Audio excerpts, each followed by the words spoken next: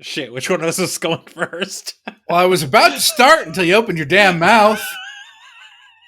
I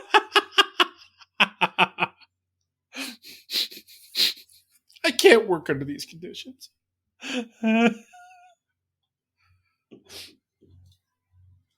Welcome to Two Idiots and a Dog, Idiots Unleashed.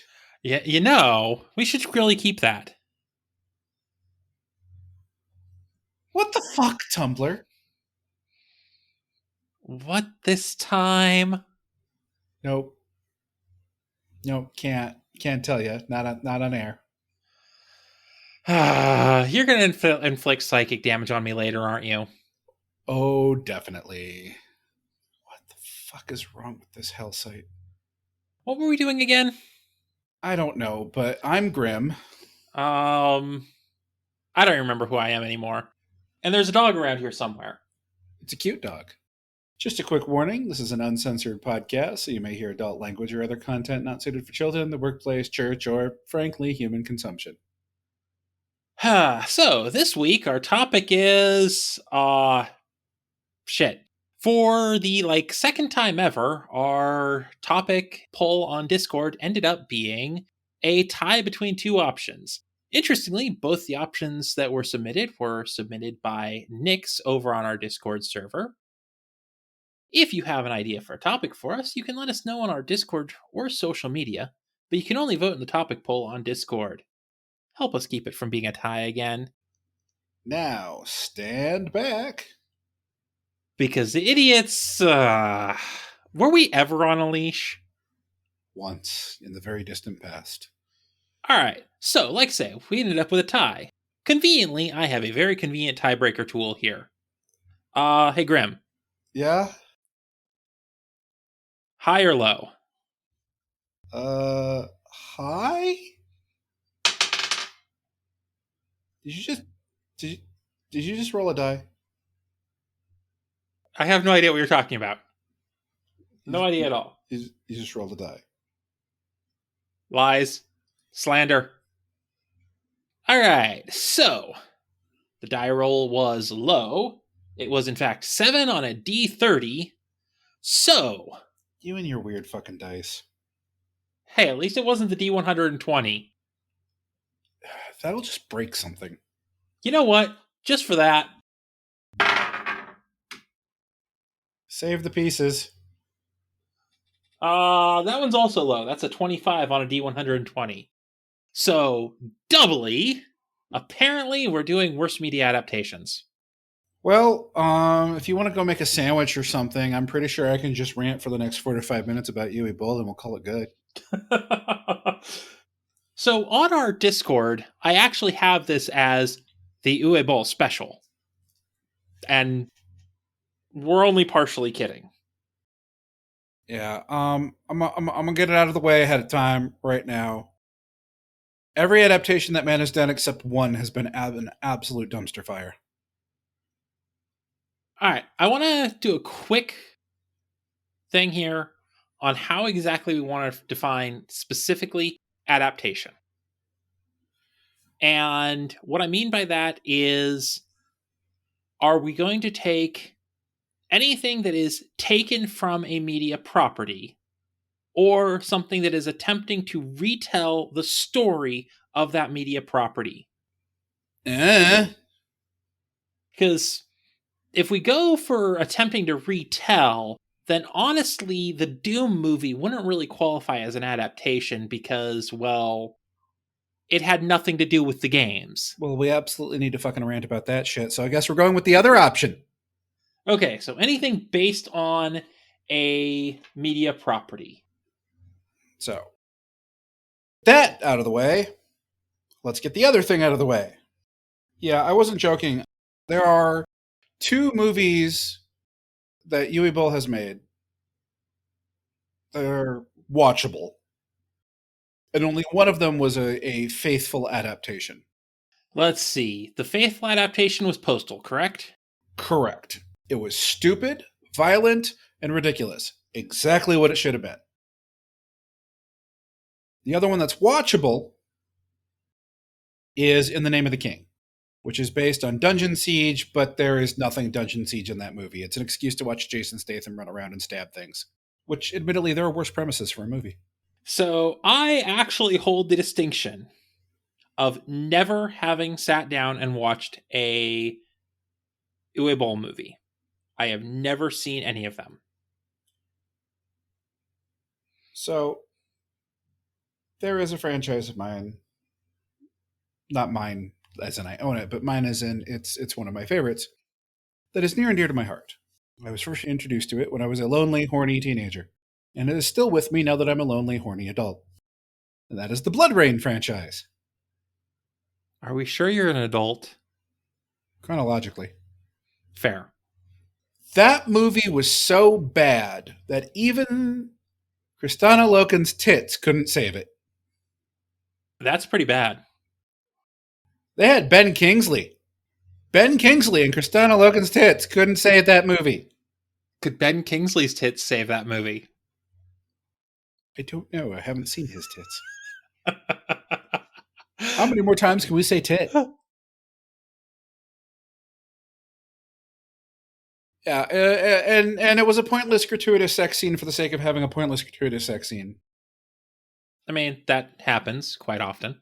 Yeah, but even getting to see her topless was not enough to warrant the price of admission.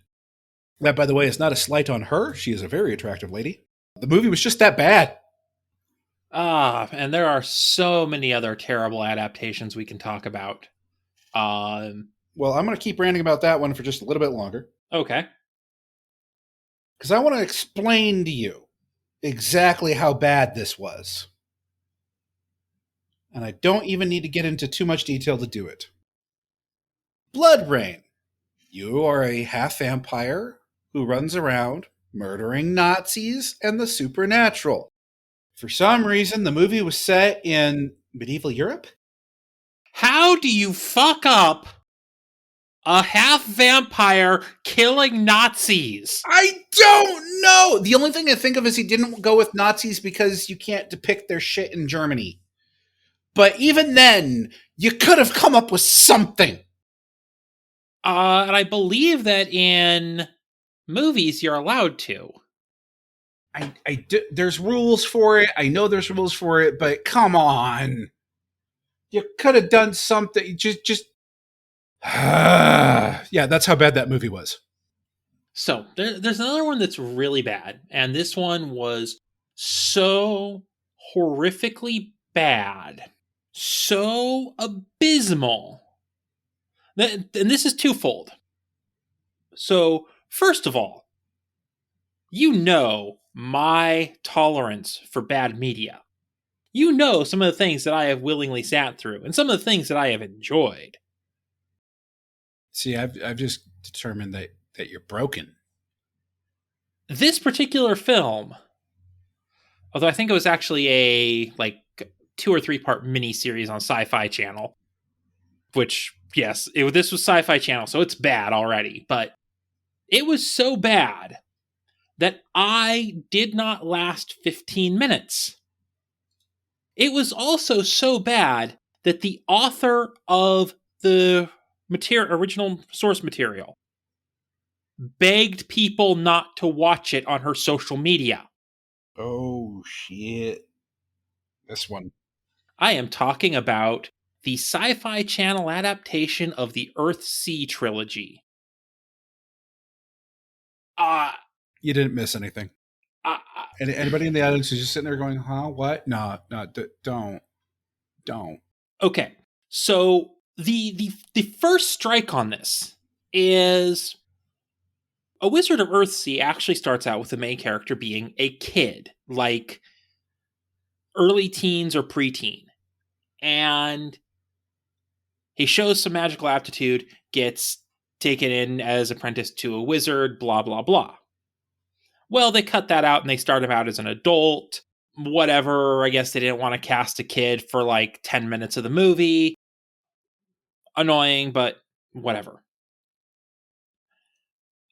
In the book series, he never really had a love interest. They give him one right off the bat in the sci-fi adaptation. And then, There's the little factor that just pissed me the hell off. As that would be where they rebaked the entire film from Wonder Bread? Yes. So in Wizards of Earthsea, the main character, who I can never remember his name anymore, but he is from an island nation. We're never told specifically like what race he is, but it is established that he has dark skin. So whether that's like a dark Pacific Islander or like African or what, he was dark skinned. And that actually also becomes an important detail in the books later on when he's traveling the world and he goes to a place where people are very fair skinned and they have never seen anyone who looks like him at all. So they're kind of freaked out. And he's also never seen anyone who looks like them. So he's a little bit freaked out, but not as much so. The entire fucking cast, including the main character, is white as shit. Okay, well, shit's brown, but you know what I mean. I was about to say, more fucking white bread than the goddamn bakery aisle. Yeah, at least you can get wheat bread in the bakery aisle. Hell, you can get chocolate rolls on the bakery aisle. Chocolate rolls. I don't want chocolate rolls. God damn it. You see what you've done? This is your fault. As a slight aside, the audiobook of Wizard of Earthsea is actually great. They've got a great narrator for it. But that isn't what this is about. This is about terrible media adaptations. Yeah. Well, since we're on the sci-fi train.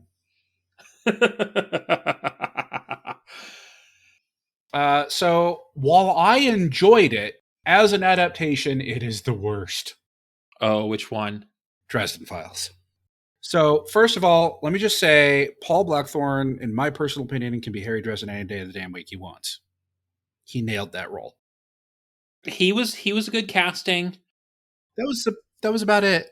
For their interpretation of Bob, and I understand using their interpretation of Bob for a TV show.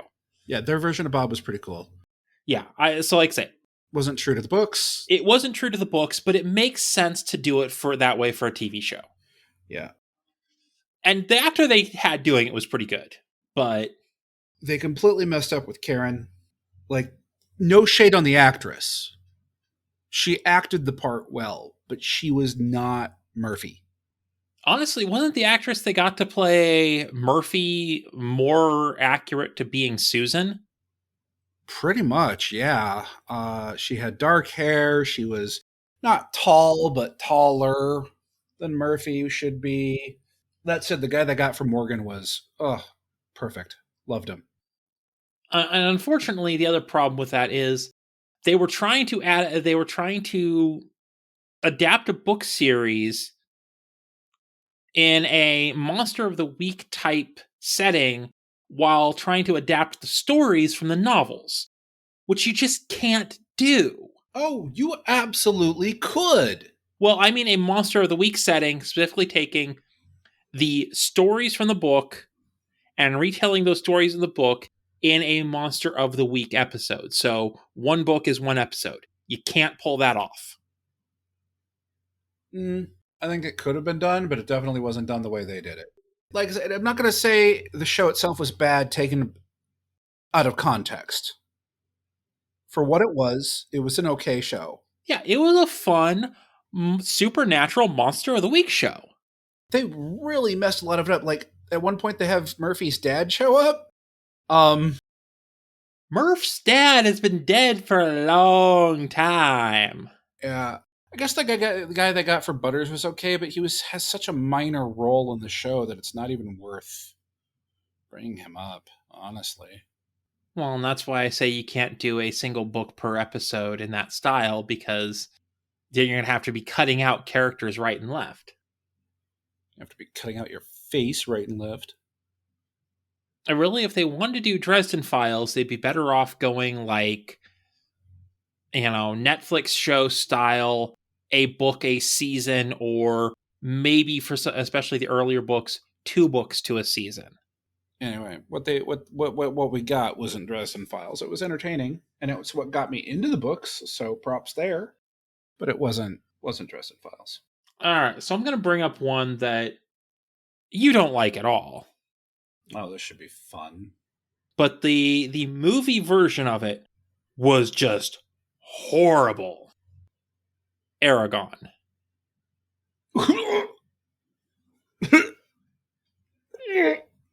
The books have problems.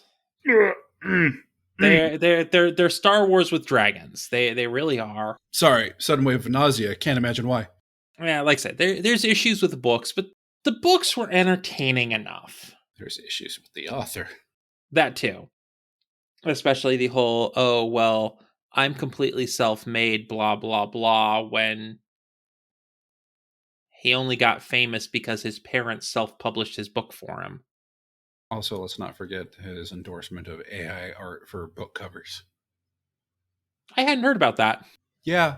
But the first movie, and fortunately they decided not to go any further than that, was so... You made Star Wars on dragons and made it boring. Yeah, they managed to strip out everything decent and interesting and entertaining about the first book. I mean, yeah, John Malkovich. And I was bored.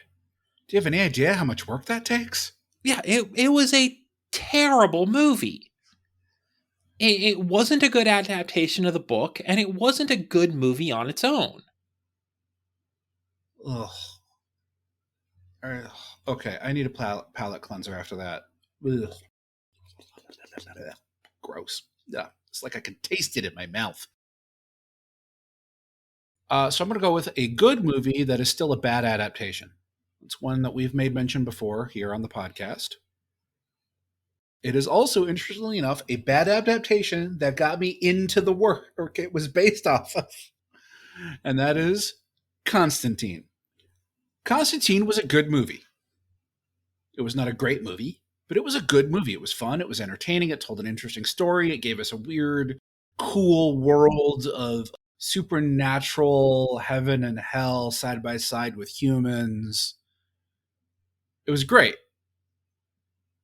It was not, however, in any way, shape, or form, other than those few elements, even remotely close to John Constantine from the comics, which specifically Hellblazer at the time is what they were really basing things off of.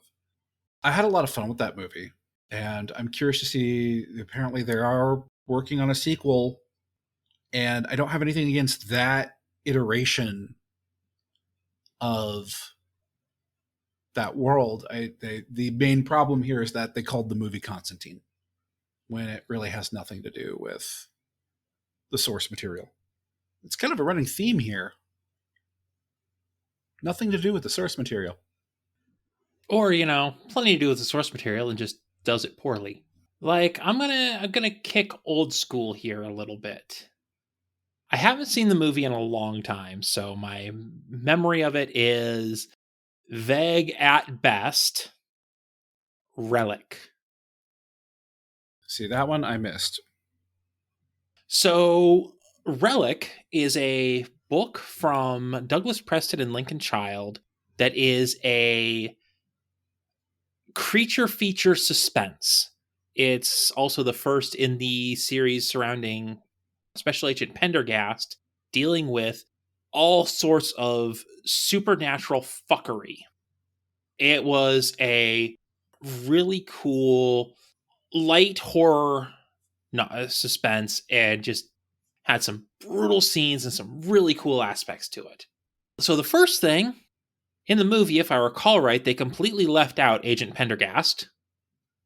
The guy who an entire book series was spawned off of.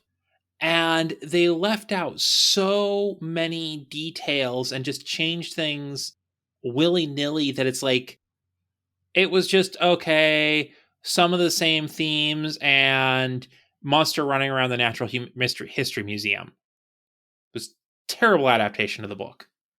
Well, you have reminded me of one since we're kicking into old school. What was that? This one's a real stinker. Masters of the Universe. That's one I have never seen. You did not miss anything. So, for those that don't know, this is a live action adaptation of He Man, starring Dolph Lundgren in the 80s. So, actually, that's pretty decent casting. That's probably the only thing it had going for it. Pretty much! They wind up on Earth.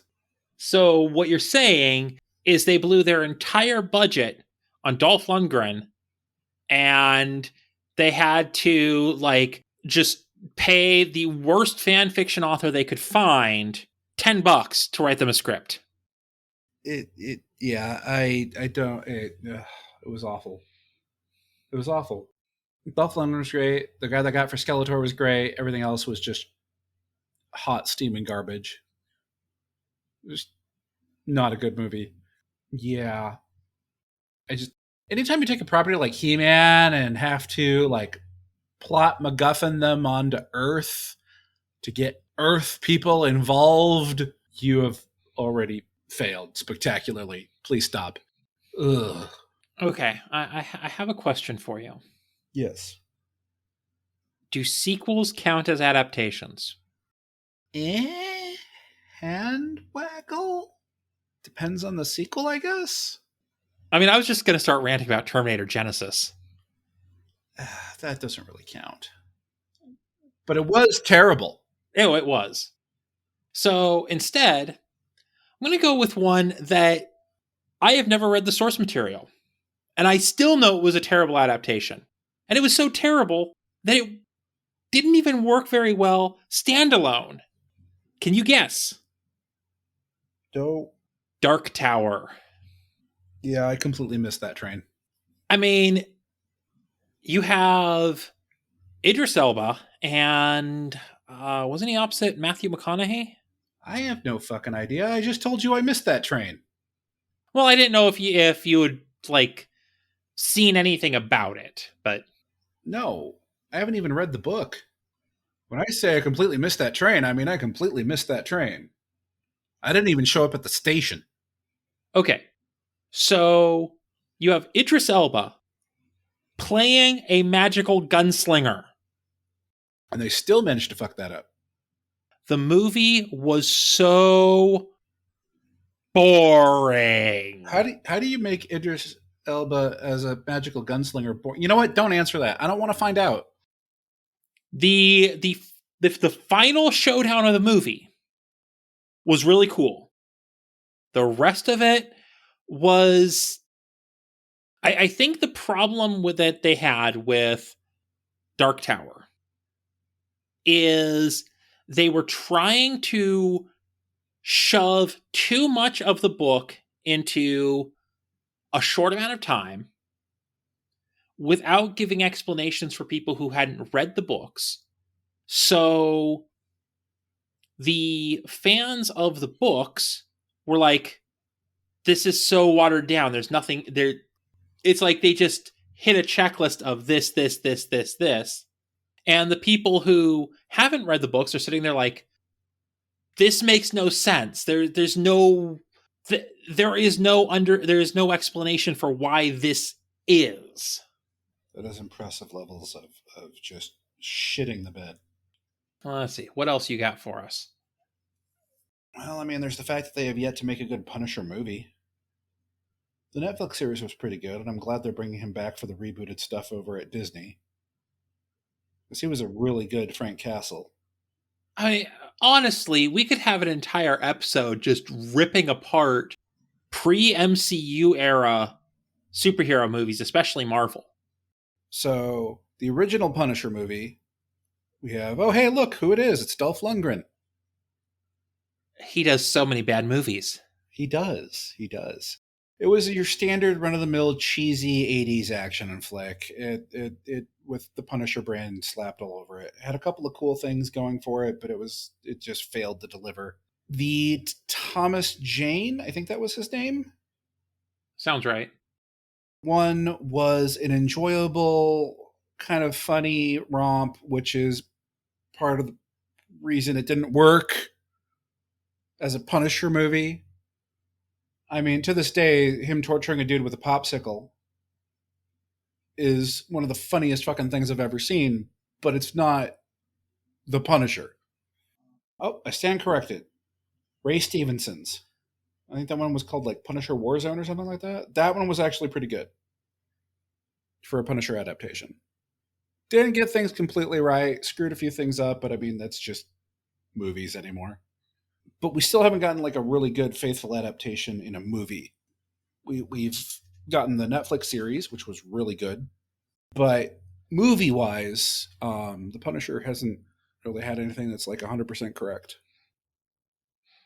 I mean, if we want to start talking that, let's see. We've also got Daredevil. Netflix was great, but Affleck was, Everybody in that movie acted a great movie. It was not a good movie, though. yeah. Green Lantern. Shh. We don't talk about that. That never happened. Fantastic Four. Take your pick. What sucks is both times they had it and then they fucked it up.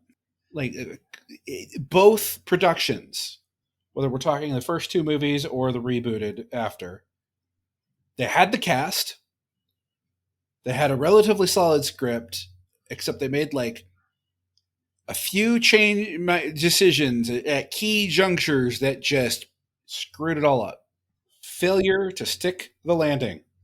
Let's see. There was it just the Hulk? Oh God, with what's his name? The one before Ed Norton. Yeah. With what's his name? Yeah. Yeah, it was not great. Some of the X-Men movies were, and while I actually really enjoyed the movie, Hey, hold on. Before you get into that, hey, Hollywood. Hi, Grim here. I just want to talk to you directly for a moment. When you fuck up a beloved fan favorite character so much that later reboots come back and mock what you did, you fucked up. I'm talking about Deadpool. there was no Deadpool prior to the Ryan Reynolds movie. Well, I mean, technically speaking, Deadpool has always been Ryan Reynolds. So you're not entirely wrong. Anyway, you were going to say. That while I really enjoyed the movie, as far as I'm aware, New Mutants was also a pretty terrible adaptation. Yeah, I've heard from fans of the original franchise that it was not a great adaptation. Oh, hey, speaking of, both Judge Dredd movies. Judge Dredd with Stallone came close. We've had this conversation. Yeah. Motherfucker could not keep his damn helmet on.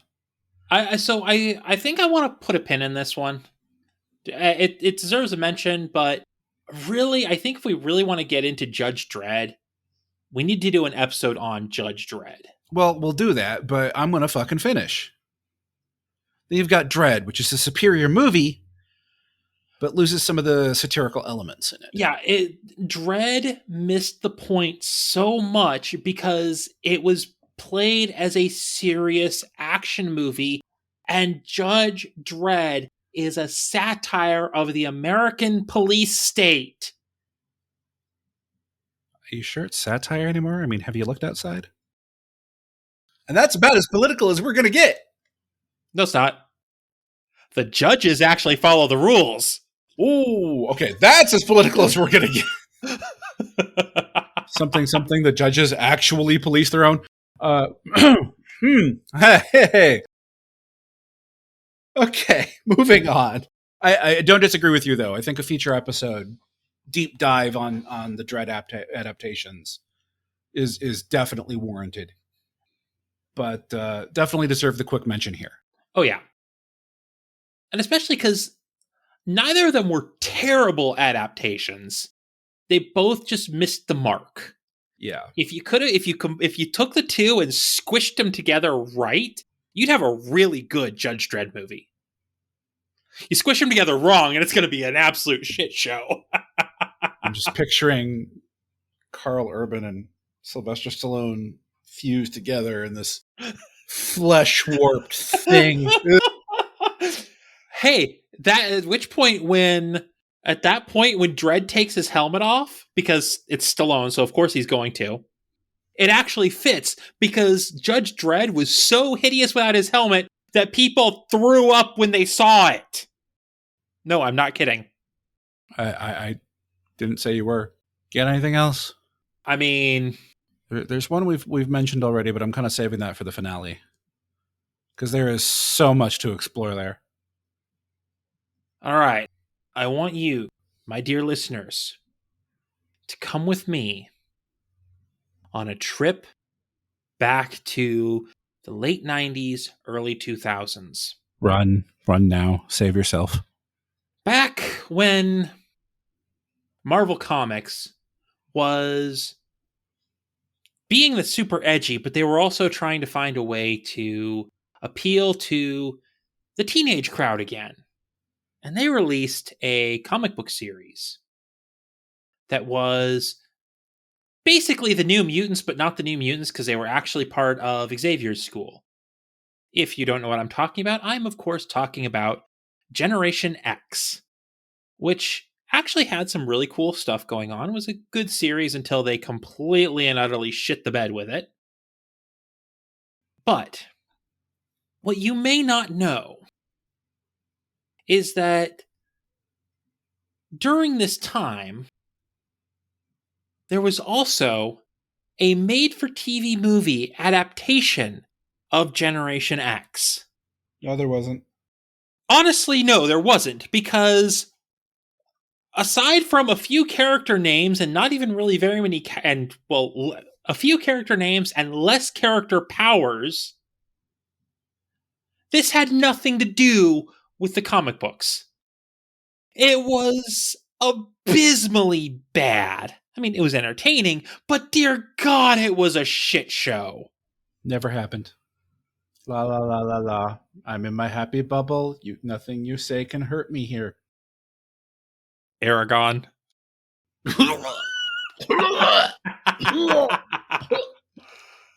Oh, sorry. Again, sudden wave of nausea. I don't know why that keeps happening.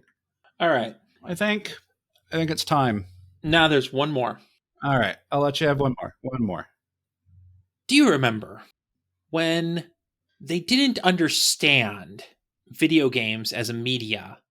Oh no. You're not.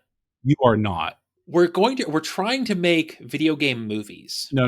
You're not doing this. Oh no. Oh God. So, dear listener, do you know which one I'm talking about? I'm talking about the movie that was so bad it got Bob Hoskins To quit acting. to quit acting. Yes, Super Mario Brothers. This movie was so bad. And here's the interesting thing. What we got was the good bits. The stories out of the production of that movie are so it was apparently so much worse to work on than it ever was to watch. It went way long on production. The directors were the example of why you should not have a duo directing. They also had no business directing this particular movie. Yeah. I mean, arguably they had no business directing any movie. But they really had no business directing this movie. Yeah. And, there are a couple of other classic video game adaptation movies we could bring up. Most of them, terrible. Say, Street Fighter. Pretty terrible. Pretty terrible. The original Mortal Kombat movies were awful, and I loved them. Oh, yes, they were both awful. Now, I will give the original Street Fighter credit for one thing.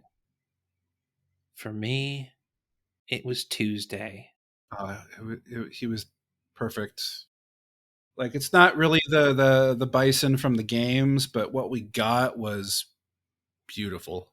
Raul Julia delivered on that role in a way that he had no business doing? Everybody else phoned it in because they knew it was a crap movie. I mean, Jean-Claude Van Damme phoned it in. When Jean-Claude Van Damme is phoning it in, you know you got a stinker. But I think now we should go with the video game one you want to talk about. That's not the worst video game adaptation ever, but as far as adaptations go, it's pretty egregious. And so I'm going to start us off here with a question. And it could be to you, the audience. It could be to the universe itself. It could be to Hollywood. It could be rhetorical. Take your pick. Who do I got to fucking rip and tear to get a proper Doom adaptation? I cannot think of a single Doom adaptation in any media form that I could say was good. The novels?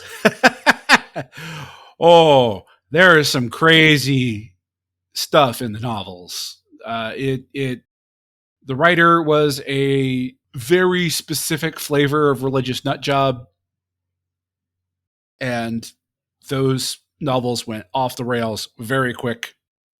The comic was horribly written 90s edgelord trash. The only thing it really gave us was what has become the catchphrase of the franchise, rip and tear. And then there's the movies. Yes, plural. Most people don't even know there was another one. and it's not a sequel. It's not a sequel. It's its own thing, and it's closer than the one most people think of, but it's still not there. So, of course, the first one, that one released what, about like 2005-ish? Something like that. And it had Carl Urban and Dwayne Johnson. Should have been great. And honestly, as a standalone horror movie, it was not bad. Horror is pushing it a little bit. Okay, we'll say horror adjacent action movie. I'd call it sci-fi action schlock, personally. But you know what I mean. Yeah. No, in and of itself, it was not a bad movie. It was not terrible. Was it Doom? Hell no. Even the most Doom sequence wasn't Doom. Yeah, because that movie did give us, what, about a 3 to 5 minute scene of that was set up as a first-person shooter sequence. It was filmed in first person. You had him running through the passages, shooting demons. Wait, no, sorry, not demons. What do they call them? Infected? I don't even know. So, yeah, that sequence was great, but you just kind of touched on one of the major problems with this movie, and that is that it is not Doom. Why is it not Doom? Because Doom is about angels and demons and hell on earth, and one guy so angry he's killing his way through hell. Doom is Christian fan fiction. There were no angels. There were no demons. It was genetic mutation and pseudo-science sci-fi crap. Now, in their defense on the lack of angels, as of when that movie came out, angels hadn't been introduced in Doom yet. Didn't matter. None of it was there. No, none of it was there, but there was no place for angels in the lore of Doom at that point in time. So if they had added angels to it, people would have been like, what the fuck? If they'd added angels to it, at least it still would have had more authenticity than what we got. Yeah, but the point is, it's a guy pissed off with a shotgun killing the supernatural in droves. That's not what we got at all. Everything was explained with half-baked pseudoscience genetic horseshit. And then the second one was Annihilation. Some Annihilation, Armageddon, one of the two. That one is a little closer to home, but it still didn't hit the mark. Honestly, that one was another case of it was a horrible movie. It really was. But it was fun.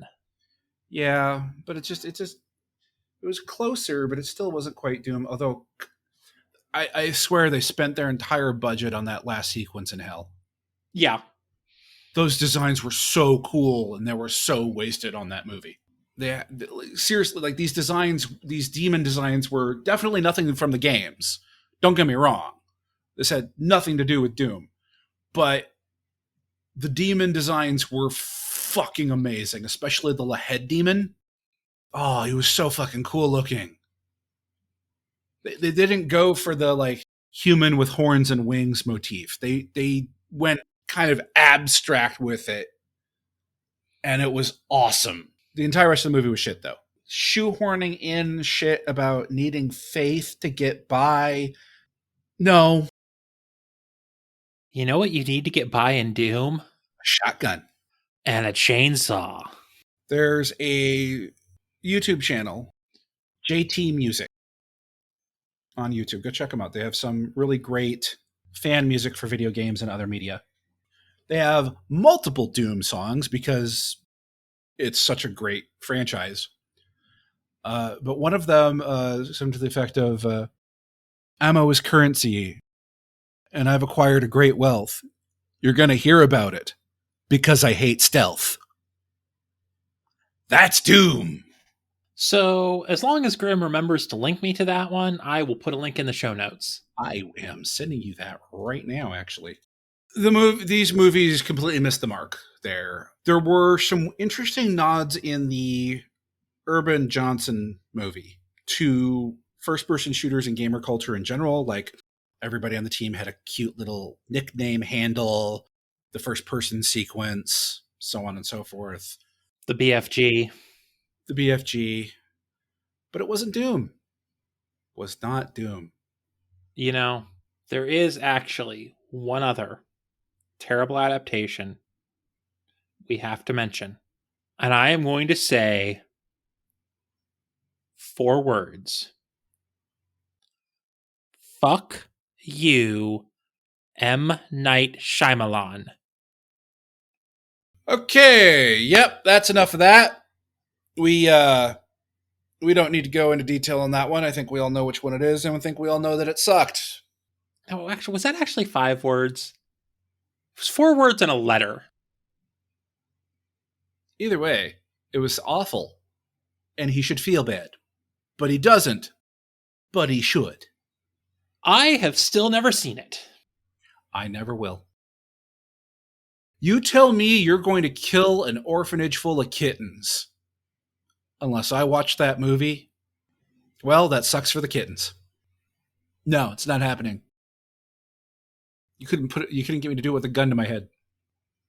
That being said, if you want us to do an episode on it, pay us a lot of money. A lot of money. You can't afford to pay us what you would need to pay us for me.